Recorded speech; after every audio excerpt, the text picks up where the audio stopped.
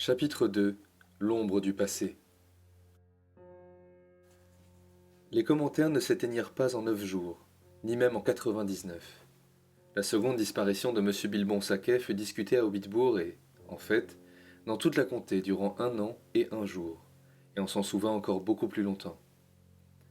Elle devint un conte du coin du feu pour les jeunes hobbits, et en fin de compte, Saquet le fou, qui disparaissait avec fracas dans un éclair pour reparaître avec des sacs de joyaux et d'or, devint un personnage de légende favori, qui continua de vivre bien après que tous les événements réels eurent été oubliés. Mais entre-temps, l'opinion générale dans le voisinage était que Bilbon, qui avait toujours été un peu timbré, avait fini par devenir complètement fou et s'était enfoui dans l'inconnu. Là, il avait sans nul doute fui dans un étang ou une rivière, et avait trouvé une fin tragique, sinon prématurée. On en fit principalement grief à Gandalf. Si seulement ce sacré magicien veut bien laisser le jeune Frodon tranquille, peut-être celui-ci s'assagira-t-il et développera-t-il quelque bon sens de hobbit, disait-on. Et selon toute apparence, le magicien laissa effectivement Frodon tranquille. Celui-ci se rangea, mais le développement du bon sens de hobbit ne fut guère perceptible. En fait, il commença aussitôt à poursuivre la réputation d'excentricité de Bilbon.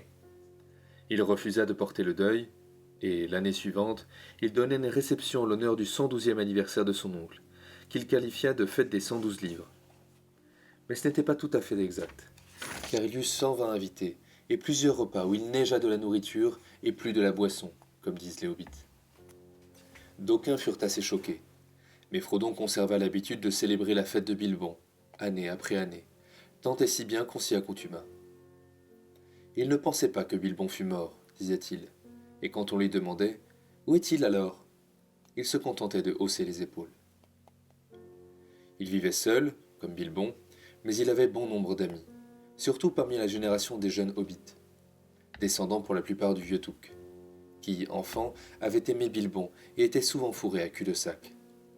Foulque Beaufin et Frédéjean Bolger étaient de ceux-ci, mais ses amis les plus intimes étaient Pérégrine Touk, généralement appelé Pipin, et Merry Brandebouc. Son nom véritable était Merry Haddock, mais on s'en souvenait rarement. Frodon parcourait la comté à pied avec eux. Il lui arrivait toutefois encore plus souvent de vagabonder seul, et il provoquait l'étonnement des gens raisonnables, qui le voyaient parfois loin de chez lui, marchant dans les collines et les bois à la clarté des étoiles. Merry et Pipin le soupçonnaient de rendre parfois visite aux elfes, comme le faisait Bilbon. Avec le temps, on commença de remarquer que Frodon, lui aussi, présentait des signes de bonne conservation. D'extérieur, il gardait l'apparence d'un robuste et énergique hobbit, juste sorti de l'entre-deux-âges. Il y en a qui ont toutes les veines, disait-on. Mais ce ne fut pas avant que Frodon approcha de l'âge mûr assis de 50 ans que l'on commença à trouver la chose bizarre. Frodon lui-même, après le premier choc, trouvait qu'être son propre maître et le monsieur Saquet de cul-de-sac était assez agréable. Durant quelques années, il fut parfaitement heureux, et il ne se soucia guère de l'avenir. Mais, à moitié à son insu, le regret de n'être pas parti avec Bilbon croissait régulièrement. Il s'aperçut qu'il pensait parfois, surtout en automne, aux terres sauvages, et d'étranges visions de montagnes qu'il n'avait jamais vues hanter ses rêves. Il se mit à penser. Peut-être franchirai-je moi-même la rivière un jour. À quoi l'autre moitié de son esprit répondait. Pas encore. Ainsi allèrent les choses jusqu'au moment où il frisa la cinquantaine. Son anniversaire approchait et 50 ans était un chiffre qui lui paraissait avoir quelque importance, ou augurer quelque chose. C'était en tout cas à cet âge que l'aventure était soudain advenue à Bilbon. Frodon commença de ressentir de l'agitation, et les vieux chemins lui paraissaient trop battus. Il regardait des cartes et se demandait ce qu'il y avait au-delà de leurs bordures. Celles qui étaient faites dans la comté montraient surtout des espaces blancs à l'extérieur des frontières. Il se mit à vagabonder de plus en plus loin, et le plus souvent seul. Merry et ses autres amis l'observaient avec inquiétude. On le voyait souvent marcher en parlant avec les voyageurs étrangers qui commençaient à cette époque d'apparaître dans la comté. Il y eut des rumeurs d'étranges choses qui se passaient dans le monde extérieur et, comme Gandalf n'avait pas encore reparu et n'avait pas envoyé de message depuis plusieurs années, Frodon récoltait toutes les nouvelles qu'il pouvait avoir. On voyait maintenant des elfes qui se promenaient rarement dans la comté, traversaient le soir les bois en direction de l'ouest. Ils passaient et ne revenaient pas. Mais ils quittaient la terre du milieu et ne se souciaient plus de ses problèmes. Il y avait toutefois des nains sur la route, en nombre inhabituel. L'ancienne route est-ouest traversait la comté jusqu'à son extrémité au Havre-Gris, et les nains l'avaient toujours empruntée pour se rendre à leur mine des montagnes bleues. Les hobbits trouvaient chez eux la source principale de nouvelles des terres lointaines, s'ils en voulaient.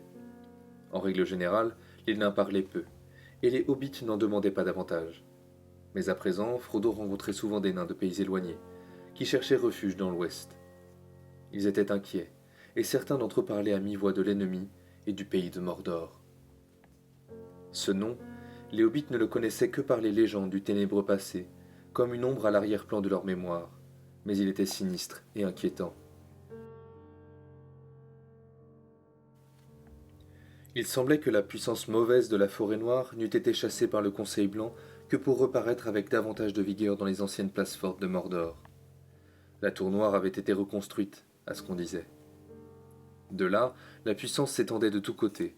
Au loin, à l'est et au sud, il y avait des guerres, et leur peur croissait. Les orques se multipliaient de nouveau dans les montagnes, les trolls se répandaient, non plus obtus, mais plus rusés et munis d'armes redoutables. Et on murmurait qu'il existait des créatures plus terribles que toutes les précédentes, mais elles n'avaient pas de nom. De tout cela, peu de choses atteignaient les oreilles du commun des hobbits, naturellement. Mais même les plus sourds et les plus casaniers commençaient à entendre de curieuses histoires, et ceux que leurs affaires amenaient aux confins du pays voyaient d'étranges choses.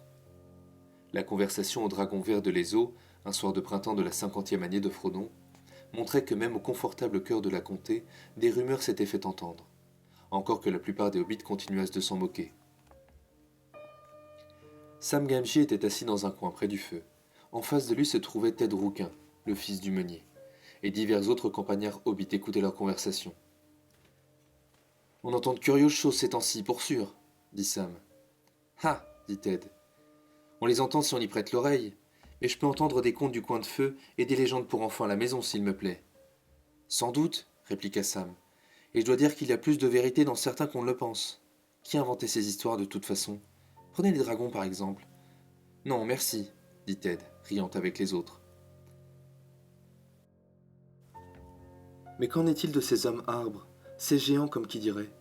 On raconte bien qu'on en a vu plus grand qu'un arbre, là-bas, au-delà des landes du Nord, il n'y a pas très longtemps. »« Qui ça, on ? Mon cousin Hal, pour commencer. Il travaille pour M. Beaufin, par-delà la colline, et il va dans le quartier nord pour la chasse. Il en a vu un. Il le dit peut-être. Ton Hal est tout le temps à dire qu'il a vu des choses, et peut-être en voit-il qui ne sont point là. Mais celui-ci était aussi grand qu'un orme, et il marchait. Il faisait plusieurs mètres à chaque enjambée, comme si c'était un pouce. Eh bien, je parie que ce n'était pas un pouce. Ce qu'il a vu, c'était probablement un orme. Mais celui-là marchait, que je vous dis, et il n'y a pas d'orme sur les landes du Nord. Dans ce cas, il n'a pas pu en voir, dit Ted.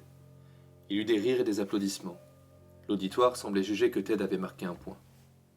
Tout de même, dit Sam, vous ne pouvez nier que d'autres que notre Alphast aient vu des gens bizarres traverser la comté. La traversée, notez bien. Il y en a d'autres qui sont retournés aux frontières. Les frontières n'ont jamais été aussi actives. Et j'ai entendu dire que des elfes se déplacent vers l'ouest. Ils déclarent qu'ils vont au Havre, bien au-delà des tours blanches. Sam agita vaguement le bras. Ni lui, ni personne d'entre eux ne savait à quelle distance était la mer, après les vieilles tours au-delà des frontières occidentales de la comté. Mais une ancienne tradition voulait que là-bas se trouvent les havres gris, d'où parfois les navires elfiques prenaient la mer pour ne jamais revenir. Ils naviguent, naviguent, naviguent sur la mer. Ils s'en vont vers l'ouest et ils nous quittent, dit Sam, psalmodiant presque les mots et hochant la tête avec tristesse et solennité. Mais Ted rit. Eh bien, cela n'a rien de nouveau, si l'on en croit les vieux contes. Et je ne vois pas ce que cela nous fait, à toi ou à moi, qu'ils naviguent. Mais je suis bien certain que tu ne les as pas vus faire, ni personne d'autre dans la comté. Enfin, je ne sais pas, dit Sam pensivement. Il croyait avoir vu une fois un elfe dans les bois, et il espérait en voir d'autres un jour. De toutes les légendes qu'il avait entendues dans son jeune âge, des passages de contes et d'histoires à demi retenus au sujet des elfes que connaissaient les hobbits l'avaient toujours le plus profondément ému. Il y en a, même par ici, qui connaissent les belles gens et qui ont des nouvelles d'eux, dit-il. Il y a par exemple M. Saquet, pour qui je travaille, et il m'a dit qu'il naviguait, et il en connaît un bout sur les elfes. Et le vieux M. Blibon savait encore davantage. J'en ai eu des conversations avec lui quand j'étais gosse. Ah, ils sont tous les deux timbrés, dit Ted. Ou du moins, le vieux Bilbon l'était, et Frodon le devient. Si c'est de là que tu prends tes renseignements, tu ne manqueras jamais de faribole. Eh bien, les amis, je rentre chez moi. À votre bonne santé. Il vida sa chope et sortit sans un bruit. Sam resta assis en silence et ne dit plus rien. Il avait ample matière à réflexion. Tout d'abord, il y avait beaucoup à faire dans le jardin de cul-de-sac, et il aurait une journée chargée le lendemain, si le temps se nettoyait. L'herbe poussait vite. Mais Sam avait autre chose en tête que le jardinage. Après un moment, il poussa un soupir, se leva et sortit. On était au début d'avril, et le ciel se nettoyait à présent après une lourde pluie. Le soleil était couché, et un crépuscule pâle et froid se perdait tranquillement dans la nuit. Sam rentra à pied sous les premières étoiles à travers Hobbitbourg, et le long de la colline, sifflant doucement et remuant ses pensées. Ce fut juste sur ces entrefaites que Gandalf reparut après sa longue absence. Il était resté au loin durant 3 ans après la réception. Puis il fit une brève visite à Frodon, et après l'avoir bien observé, il était reparti. Pendant 1 an ou 2 ans après cela, il avait fait des apparitions assez fréquentes, surgissant à l'improviste après la tombée de la nuit et repartant sans prévenir avant le lever du soleil. Il se refusait à parler de ses affaires et de ses voyages personnels. Il semblait surtout s'intéresser aux petites nouvelles de la santé et des faits et gestes de Frodon. Et puis, sa visite avait soudain cessé. Il n'y avait plus de 9 ans que Frodon ne l'avait vu, et on avait entendu parler de lui. Et il avait commencé à penser que le magicien ne reviendrait plus, et qu'il avait complètement cessé de s'intéresser aux hobbits. Mais ce soir-là, comme Sam rentrait chez lui et que le crépuscule s'évanouissait, vinrent les petits coups autrefois familiers à la fenêtre du bureau. Frodon accueillit son vieil ami avec surprise et grande joie. Ils s'entre-regardèrent longuement. « Tout va bien » demanda Gandalf. « Vous êtes toujours le même, Frodon. »« Vous aussi » répondit Frodon. Mais il pensa en lui-même que Gandalf avait l'air plus vieux et usé par les soucis. Il le pressa de lui donner des nouvelles de lui-même et du vaste monde. Ils furent bientôt plongés dans la conversation et le veillèrent fort avant la nuit. Le lendemain matin, après le petit déjeuner, le magicien se tenait avec Frodon dans le bureau près de la fenêtre ouverte. Un feu clair brûlait dans l'âtre, mais le soleil était chaud et le vent venait du sud. Tout avait l'air nouveau, et le vert frais du printemps chatoyait dans les champs et au bout des branches. Gandalf pensait à un certain printemps de près de 80 ans auparavant, où Bilbon était parti en courant de cul-de-sac, sans mouchoir. Ses cheveux étaient peut-être plus blancs qu'alors, sa barbe et ses sourcils peut-être plus longs, et son visage plus ridé par les soucis et la sagesse. Mais ses yeux étaient plus brillants que jamais, et il fumait et lançait des ronds de fumée avec la même vigueur et le même plaisir. Il fumait maintenant en silence, car Frodon était assis immobile, plongé dans ses pensées. Même à la lumière du matin, il ressentait à l'ombre ténébreuse des nouvelles que Gandalf lui avait apportées. Enfin, il rompit le silence. « Hier soir, vous avez commencé à me dire d'étranges choses sur mon anneau, Gandalf, dit-il. Et puis, vous vous êtes arrêté parce que, m'avez-vous dit, mieux valait laisser ces choses-là pour le plein jour. Ne croyez-vous pas le moment venu d'achever? Vous dites que l'anneau est dangereux, beaucoup plus dangereux que je ne puis le croire. En quoi?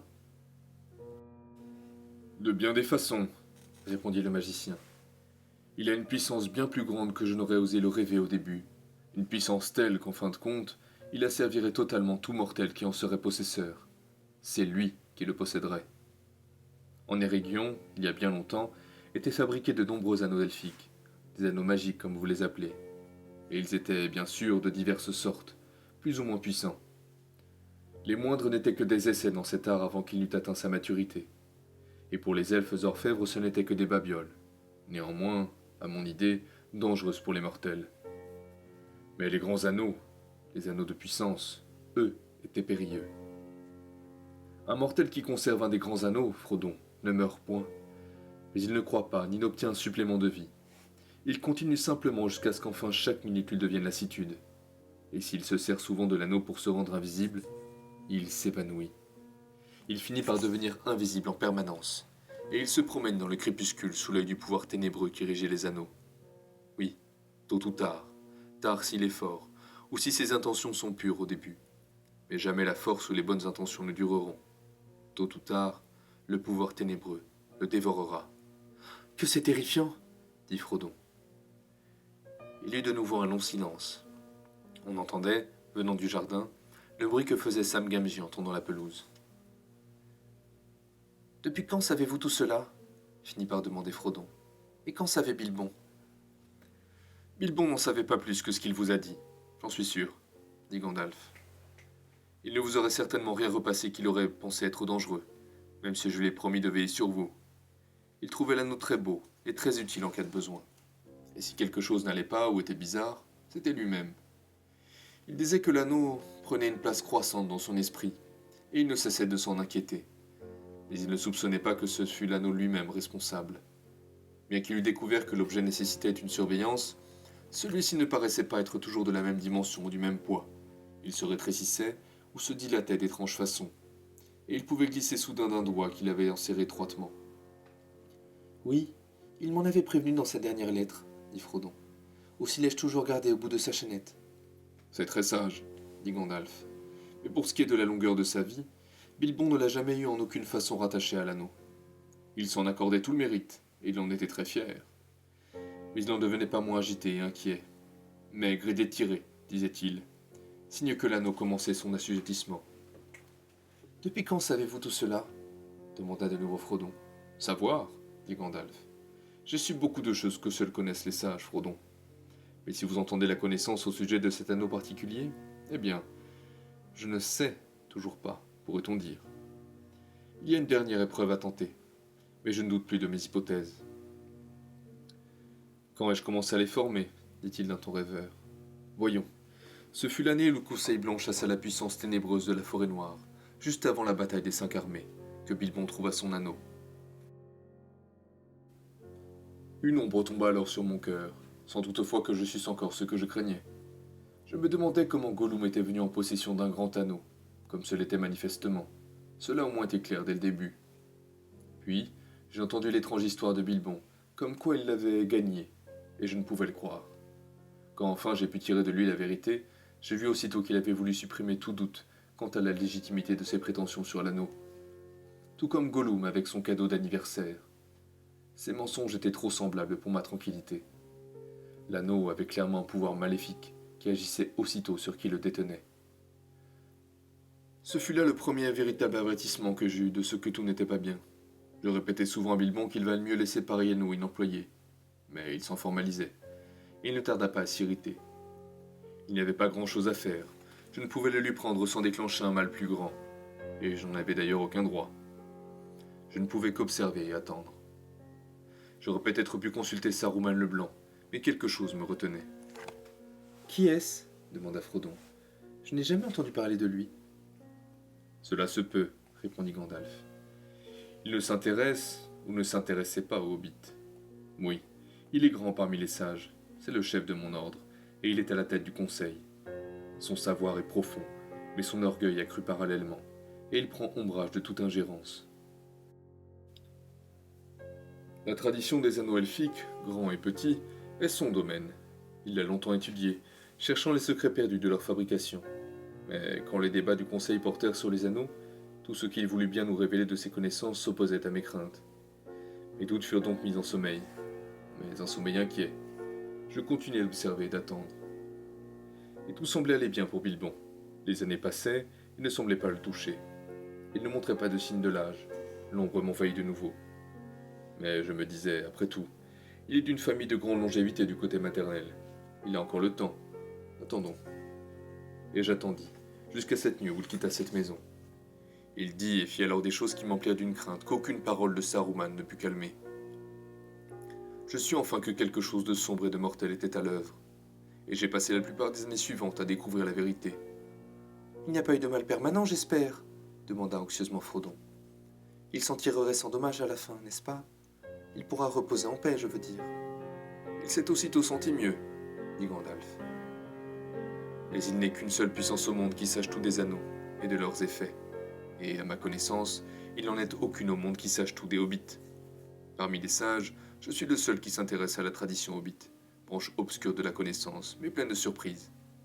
Ils peuvent être mous comme du beurre et pourtant, parfois, aussi durs que de vieilles souches. Je croirais assez que certains résisteraient aux anneaux bien plus longtemps que ne le croiraient la plupart des sages. Je ne pense pas que vous ayez à vous tourmenter au sujet de Bilbon. Évidemment, il a possédé l'anneau de nombreuses années, Et il s'en est servi. Il pourrait donc falloir assez longtemps pour que disparaisse l'influence, avant qu'il soit sans danger pour lui de le revoir, par exemple.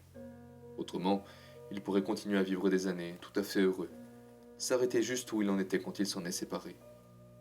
Car il y a renoncé en fin de compte de son propre gré. C'est un point important. Non, je n'avais plus d'inquiétude pour ce cher Bilbon, une fois qu'il eut laissé partir l'objet. C'est à votre égard que je me sens une responsabilité. Dès le départ de Bilbon, et toujours depuis lors, je me suis profondément soucié de vous et de tous ces charmants, absurdes et impuissants hobbits.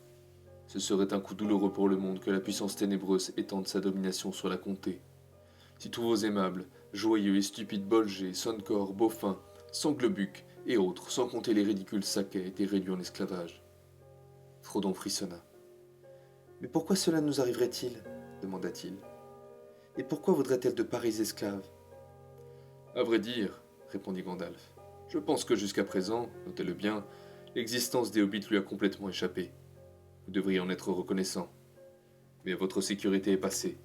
La puissance n'a pas besoin de vous. Elle a bien des serviteurs plus utiles, mais elle ne vous oubliera plus. Et les hobbits misérables esclaves lui plairaient bien davantage que des hobbits heureux et libres. La malignité et la vengeance sont des choses qui existent. La vengeance ? Dit Frodon. Vengeance de quoi ? Je ne comprends toujours pas ce que cela peut avoir à faire avec Bilbon et moi-même, et avec notre anneau. Ça a tout à faire avec cela, dit Gandalf. Vous ne connaissez pas encore le véritable péril, mais vous le connaîtrez. Je n'en étais pas sûr moi-même, la dernière fois que je suis venu ici. Mais le moment est venu de parler. Donnez-moi l'anneau un moment. Frodon le tira de sa poche de sa culotte, où il était accroché à une chaînette suspendue à sa ceinture. Il le détacha et le tendit lentement au magicien. Il parut soudain très lourd, comme si lui, au Frodon, lui-même répugnait à laisser Gandalf le toucher. Gandalf l'éleva. Il parut être d'or pur et massif. « Y voyez-vous quelque inscription » demanda le magicien. « Non, » répondit Frodon, « il n'y en a aucune. L'anneau est tout uni, et il ne montre jamais ni égratignure, ni aucun signe d'usure. »« Eh bien, regardez !» À l'étonnement et au désarroi de Frodon, le magicien jeta soudain l'anneau au milieu d'un endroit embrasé du feu. Frodon poussa un cri et voulut saisir les pincettes, mais Gandalf le retint. « Attendez !» dit-il d'une voix autoritaire, jetant à Frodon un regard rapide de sous ses sourcils hérissés. Aucun changement apparent ne se produisit sur l'anneau. Après un moment, Gandalf se leva, ferma les volets à l'extérieur de la fenêtre et tira les rideaux.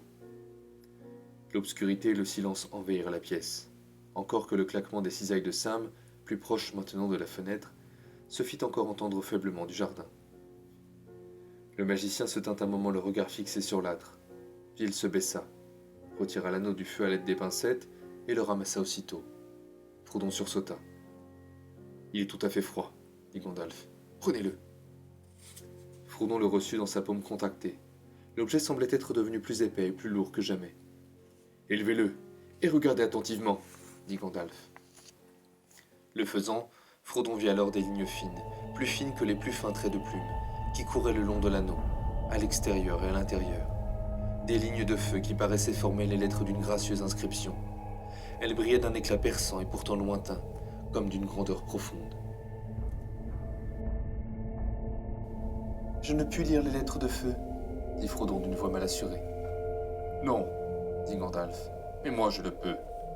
Les lettres sont de l'elfique, d'un mode antique, mais la langue est celle de Mordor, que je ne veux pas prononcer ici. Voici toutefois en langue commune ce que cela dit, assez littéralement. Un anneau pour les gouverner tous, un anneau pour les trouver, un anneau pour les amener tous, et dans les ténèbres les lier. Ce ne sont que 2 vers d'un poème depuis longtemps connu dans la tradition elfique. 3 anneaux pour les rois elfes sous le ciel, 7 pour les seigneurs nains dans leur demeure de pierre, 9 pour les hommes mortels destinés au trépas, 1 pour le seigneur ténébreux sur son sombre trône.